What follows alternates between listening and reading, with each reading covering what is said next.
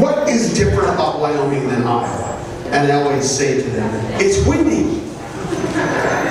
And they said, no, you don't understand. In Iowa, right? We get 25% of all of our wind, or 25% of our energy from wind. I said, I can top that. I said, Wyoming is the only place in the world that gets white caps on mud puddles and outhouses.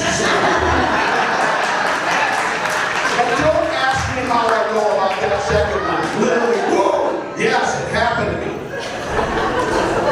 And it is different in Wyoming. People from out of state don't understand. I'm an outdoorsman, and I've been doing just about everything outdoors. One of the things that I do is I bird watch. When I was in Iowa, you take your binoculars and you look, and there's a birdie. That's what happens. In Wyoming, it's not like that. It's like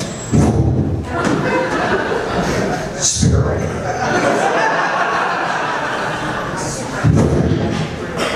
Robin.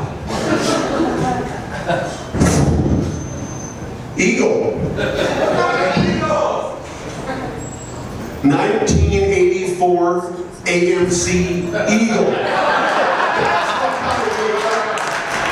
So outside of my hometown of St. Ansgar, Iowa, there's a creek about a mile out. And there used to be a little sign that was hand painted. And it said, on this day, November of 1984. And I will leave it blank. I will tell you no more. That's what I need to tell you. Here's the story. I'm with my German Terrier pointer. He locks on point. He is so solid on point, I'm sure that there is a bird there. I reach down, I touch him in the rear. He takes a step forward and nothing happens. Well, that's weird. I reach down a second time. He takes a step forward. Nothing happens.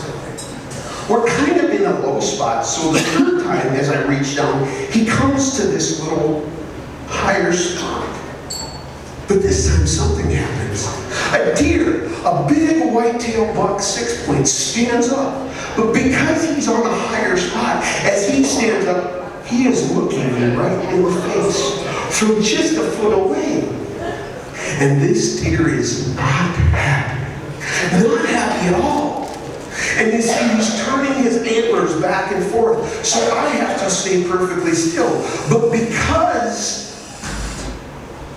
it startled me, I was standing like this. And I could not move at all. The thing that I noticed is he was so close, as he breathed, the steam rolled out and hit me in the face.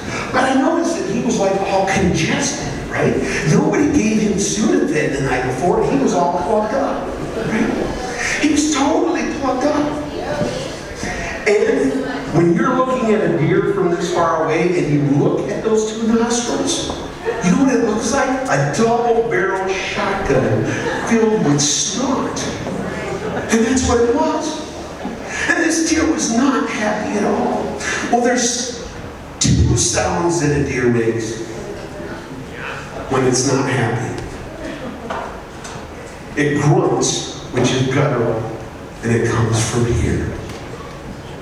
Or it snorts, and something comes from here. You know where this is going, don't you?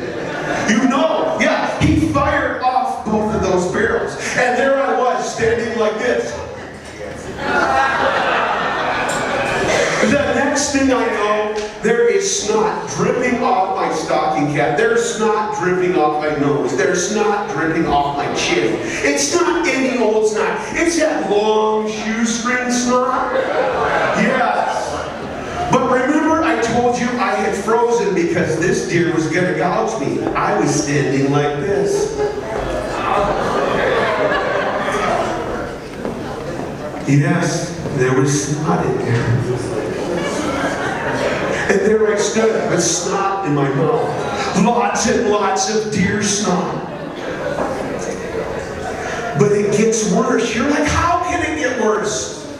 That deer took one final gouge of his antler, and as he did, I went, boom! on this sign east of St. Ansgar, Iowa.